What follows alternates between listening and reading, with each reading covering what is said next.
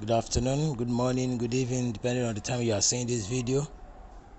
You're welcome to the Dawn's Consult.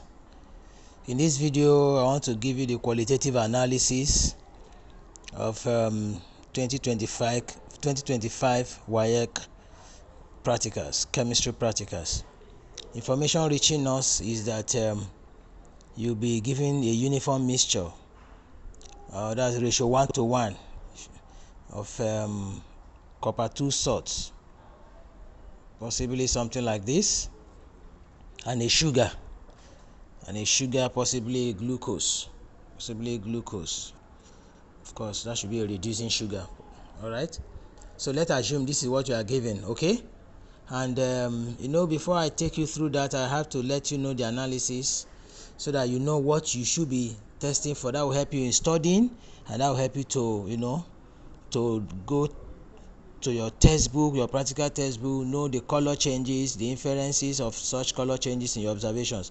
In this case, this will analyze to give you copper 2 plus, and of course also analyze to give you SO4 2 minus. So amongst many other things you'll be asked, you must be asked to find Cu 2 plus and SO4 2 minus. So go and find out what color will give you this with some reagent, and what color will give you this with the reagent, if it is soluble or insoluble. All right, and the one that when it's not soluble, okay, when we get there I will still show you. Okay, then glucose, you may not have much to do. If it is, then we'll see what to do. You have to go and study your Benedict's and Felling solution.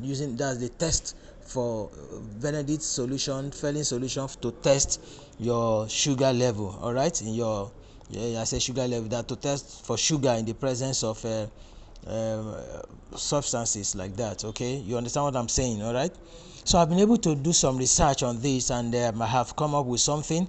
In my next video I'm going to show you the analysis, but I want to study this first, so that in the next video we'll see how these things forms. So we don't know what WAEC is going to ask you, so it's possible they'll ask first that you should observe the appearance of your sample. Even if they don't ask, it's very good for you to put it first, appearance of the sample.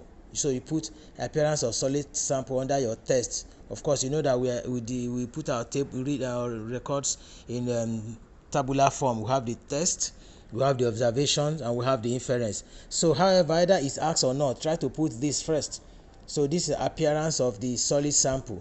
If you look at it, it's going to give you blue crystalline solid.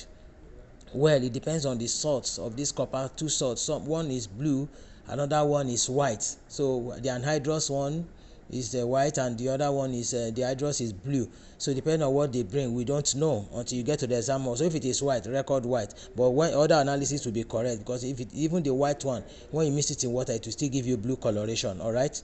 So now when you have this, if it is the blue one, then you write blue crystalline solid, and that shows the presence of copper 2 salt under your inference. You put that. All right. So it's possible you'll be told to mix the sample with certain amount of water. It could be 15 cm cube, it could be more, or whatever you are given. So you put sample plus water under the test. Whatever you are given is what will determine what you put under your test. Make sure you read the question very well. All right. So that will be sample plus water. If it is 10 cm cube, you put it. If it's 15, whatever you are told, you put. Okay.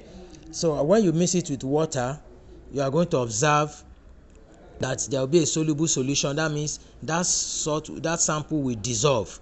It dissolves to form a blue coloration or a blue solution. It could be light blue. So if it's light blue, you write light blue, okay, or pale blue. That could be another better word, pale blue, and that confirms what, that it contains copper 2 salt. So as I see what I put, confirms copper 2 salt is present.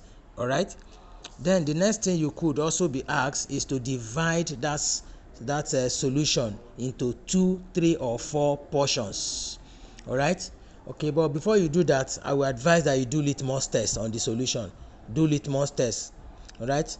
If I did the litmus test, and I was able to observe that there's no change either to red or blue litmus, and when there's no change, that means that the solution is what? Neutral. The solution is neutral. That's under the inference.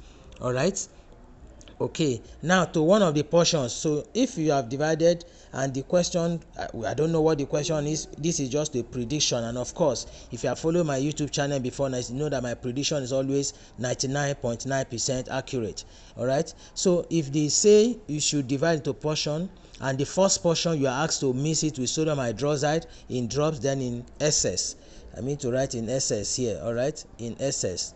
Okay, then you have to, where I put first, where I put solution, I could say first portion, so that will change your write up. First portion of solution plus sodium hydroxide in drops, then in essence. Make sure you take it in drop first.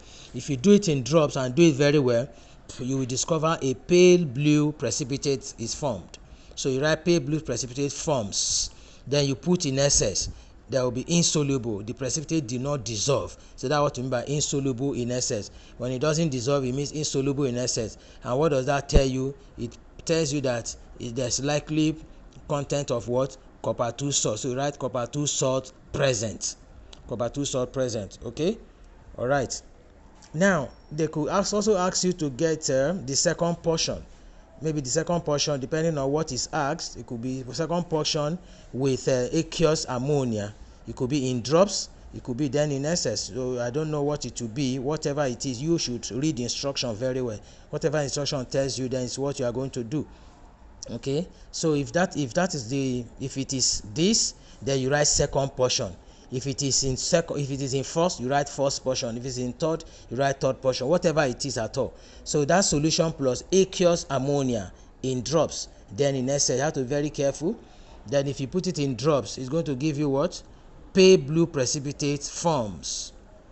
Pale blue precipitate form, that is in drops.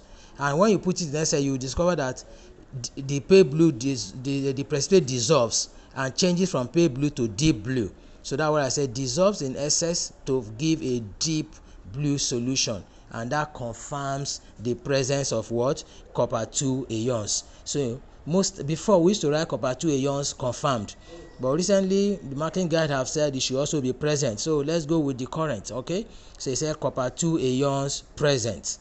All right, so now the third portion, that's for mine. I wouldn't know if it is going to come first or second or whatever however it comes. That will be the solution. If it is third, you put third portion. If wherever it comes, it could even be the first. So just follow the instructions properly.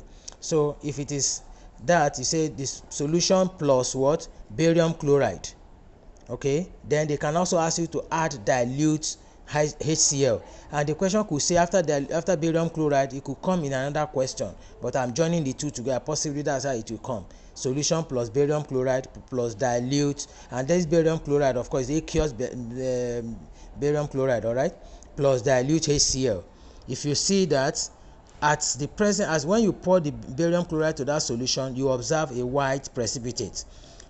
Seeing white precipitate, that connotes so many ions could be present. Such ions are SO4 2-, SO3 2-, or CO3 2-. All of them have the characteristics of forming white precipitate. So you write all of them and say present. Then after that, that same solution, you add dilute HCl to it. At the addition of dilute HCl, you will notice that the precipitate is insoluble. So that means it doesn't dissolve. It didn't dissolve.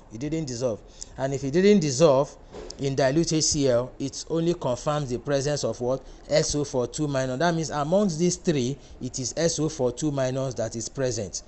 But I don't know what they will be asking you. Should they ask you to find SO3-? Then here you are going to discover that it will be soluble. When you pour your dilute HCl, if you pour your dilute HCl and you discover that the precipitate dissolves, then it is SO3 2- that is present. But I'm so sure it is SO4 they will ask you, because of the analysis I gave at the beginning of this video. All right, so it must be SO4 2-. I'm so sure of that. Okay, then because of the presence of the sugar that we discovered that is added, okay, you could be asked to use Benedict solution to add it to the solution and heat. If that solution plus Benedict solution and heat, you are going to observe a brick red precipitate. When you observe a brick red precipitate, that shows that a reducing sugar has converted the copper 2+ to copper oxide. All right, that's the meaning of that red precipitate. Okay, and which confirms the presence of what? Glucose present. All right, I choose to write glucose. Okay, it could be another form of reducing sugar, but glucose is the common sugar that could be used for this kind of exam. So glucose present. All right. Okay, now, so they could also ask you either Benedict, or they could ask for failing solution, or the two. However, I just put the two because I need you to be abreast. So if they say solution plus failing solution, then heat, you're going to observe the same brick red coloration, precipitate forms, brick red forms. And when you observe that, that means that the reducing sugar is present, and that's what I mean by glucose present. I will advise you to write reducing sugar present, then put glucose present, or you put glucose present and put reducing sugar in bracket. Let the two appear, because you are not so sure of what the mixture is. Okay, I'm sure it will not go beyond this or less. It could be less, but not beyond this. And I used to tell my students, if you finish from your observation and analysis, write what you think is the mixture. So see what I wrote. I said from the observations and inferences, CN is a mixture of copper 2 salts and possibly, I said, and sugar, possibly glucose. So study this very well. With this, I can tell you that your distinction is very sure. So you study this very well. In the next video, I'm going to show you how we generated all this, so that you can see the color formation yourself, keep you abreast. Stay very close to this channel, because we are here to help you score your A1. Mind you, that is what the Dawn Consult is for, to make chemistry very simple. Okay, if you have not subscribed, please do, and make sure you put the subscription button on, so that when the next video pops up, you'll be abreast of it. All right, see you in the next video.